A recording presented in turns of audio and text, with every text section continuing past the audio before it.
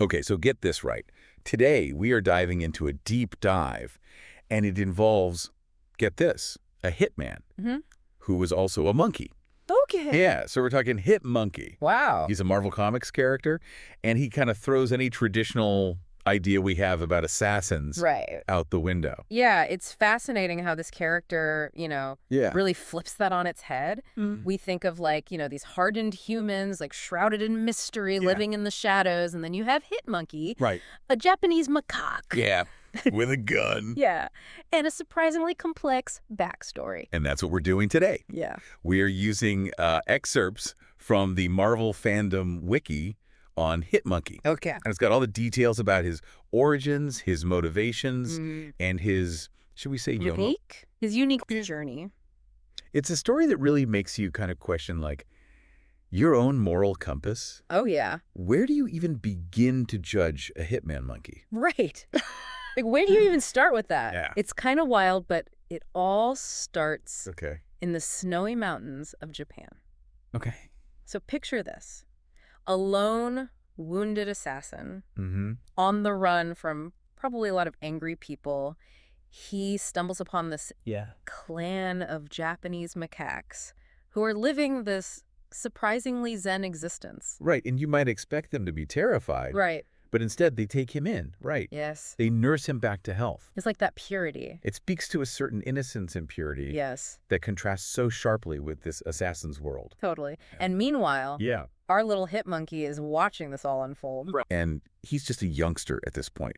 But you can practically see the wheels turning as he's watching this assassin, who so clearly doesn't belong in this peaceful world. Yeah. He's absorbing the violence, Yes. the tension. It's like watching a young mind kind of grapple with these concepts that it doesn't fully understand, but are leaving an undeniable mark. Oh, absolutely. Unfortunately, this little quiet interlude doesn't last. Right. Because the assassin's past kind of catches up with him. A bunch more soldiers show up, and let's just say it's a massacre. Oh, no. The monkeys, the assassin, they're all gone. Right. Except, of course, for our little monkey friend. Right. Who witnesses all of it. Talk about a defining moment. Oh, yeah. This trauma, the sheer brutality. It shatters his world. It shatters his world. Yeah. Completely. It's not even just the loss of his clan. It's like the loss of innocence. Shattering of this innocence. Exactly. And in a way, that's where Hit Monkey is born. Right. Because he picks up the assassin's discarded weapons and just unleashes his rage on these soldiers. Wow. But here's where it gets really interesting. Yeah, okay. He starts seeing a spectral mentor. What? Yeah, presumably the ghost of this assassin who's guiding him. Oh, wow. So is it a ghost? Is it a hallucination? Is it a manifestation of his guilt? It adds a whole other layer to the story. Totally. Right. This blurring between reality and trauma. Yes. You have to wonder if this spectral assassin is a true entity or if it's Hit Monkey's way of rationalizing. Oh, totally. Justifying his actions. Finding a way to kind of deal with this violence that he's now embracing. Right, because it's also new to him. Right, it's also new, and he's trying to figure out, what does this mean? Right, exactly. In this world. Yeah. So we've got this monkey, right? Right. Fueled by vengeance. Yeah. Possibly guided by a ghost. Running around with, serious firepower. Yeah. What happens next? Well, he embarks on this, classic revenge quest, right? Targeting those responsible for his clan's death. And his first mark is this corrupt politician, Hideaki. Right. But, like you said, he's learning on the job. Things don't always go according to plan. Oh, no. He accidentally kills Hayashi's assistant. And it's here where we start to see these lines blur for Hit Monkey. Right. So it's like he's trying to learn the rules to this world. Exactly. But they're just not clear. Yeah, and the consequences are devastating. Absolutely. And it's not even just these corrupt politicians that he's going after. Right. He ends up facing off against Bullseye. Bullseye. Oh, wow. Yeah. Talk about a formidable opponent. I know. So good. Right. Here you have Bullseye. Yeah. Master marksman. Right. Twisted sense of humor. Completely outmatched by a monkey. I love it. It's almost comical. It is. But it also highlights Hit Monkey's, intelligence, resourcefulness. Yeah. He's not just, blindly firing. He's thinking strategically. Yes. Using his environment to his advantage. It shows that there's a method to his madness. Correctly. But then it makes you wonder Yeah. if he's capable of being so calculated. Right. Is he more or less responsible then Exactly. for the violence? Yeah. And you know what?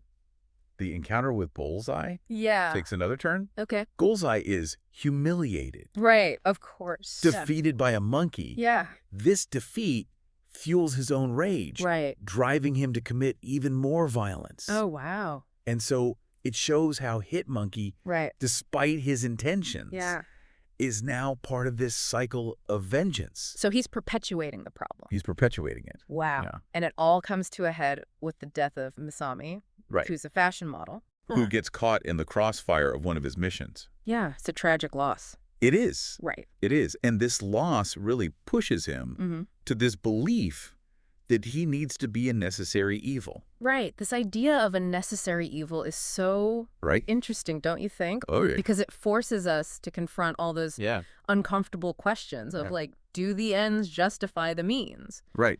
Like, is he Hitmonkey really any different from the assassins who did this to his clan? Exactly. Or is he kidding himself? Right. Is this a way to justify what he's doing so he can keep killing? It's heavy stuff. It is heavy stuff. It is. And from the mountains of Japan, right, his path leads him to New York City. Of course, right? And you'd think a hitman monkey would stand out. Right. But this is Marvel's New York. Exactly. It's a character itself. Exactly. And so he has his first run-in with Spider-Man. Of course. Classic. I know, what a great clash of styles. I know. Right. You've got Spider-Man, agile, web slinger, strict moral code. Yep. And then you have Hitmonkey. Hitmonkey doesn't care. Ruthless pragmatist with a gun. And a grudge. Yeah. And a grudge. Doesn't go well for Spidey. No, it does not. No. But then the real wild card is Deadpool. Oh, Deadpool, of course. Of course. Yeah. What a duo. Talk about an odd couple. Right. You wouldn't think Deadpool would be a good influence on a hitman monkey. Right. But their dynamic is surprisingly insightful. Oh? It's almost as if Deadpool, beneath the insanity and the chimichangas, sees something of himself in Hitmonkey. Interesting. Yeah. So we've got this hitman monkey and Deadpool running around New York City. Right. Sounds like a bizarre buddy comedy, right? It does. It does. But it gets, like, surprisingly deep. Surprisingly deep, yeah, because at first, Deadpool tries to, you know... Take him out. Take him down, right? Like, that's his M.O. Right. But there's this shift when he realizes who he's dealing with. It's like he sees through the violence and recognizes the trauma underneath. And remember how Hitmonkey has that spectral assassin mentor? Right, right, right. Deadpool can see him too? Of course he can. But here's the thing. What? Deadpool says that's just like Hitmonkey's guilt, you know? Interesting. Like it's not an actual ghost. Oh, wow. It's like all in his head. So it's like a manifestation of Hitmonkey's own troubled mind. Yes, exactly. Wow. And that's... And it's weird because it's Deadpool saying it. I know, right? And he's like... insightful? It's a surprisingly insightful moment for a character. I know. Who's usually cracking jokes. Right. And breaking the fourth wall. Right. But it's like he can see. It's like he can see. Right through it. Right through that facade that Hitmonkey's built up. Yes, exactly. And I love that. And this is actually like a turning point for Hitmonkey. Okay. Because he actually joins... what? The Howling Commandos? He joins the Howling Commandos? Yeah, like SHIELD's supernatural branch. Oh, wow. Okay. Yeah. So it's like he's trying to find... So he's like trying to find a purpose. Yes, like beyond the killing, maybe even some peace. Right. Like can someone so shaped by violence ever really escape it? That's the question, right? Yeah. Can Hitmonkey ever really be a part of a team? Right. Or is he destined to be this lone wolf? Right. Always on the outside. Haunted by his past. Exactly. And, well, according to the wiki, he does go back to being a mercenary. Of course. So I guess that kind of brings us back to that original question. Right. Of like, who is Hitmonkey? Right. Like, is he a villain? Is he an anti-hero? Is he just... Is he a tragic figure just trying to survive? In this crazy world. In this world that's already gone mad. Exactly. Right. And I think that's what makes him such a compelling character. Right? Absolutely.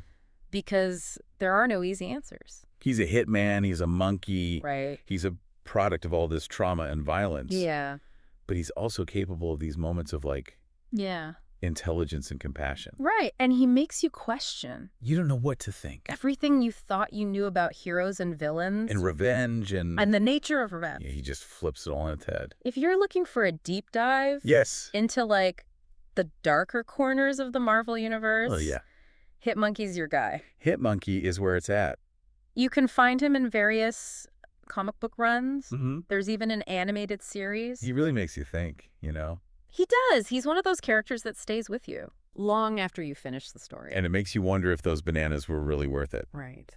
But until next time, keep exploring, keep questioning. Absolutely. And keep diving deep.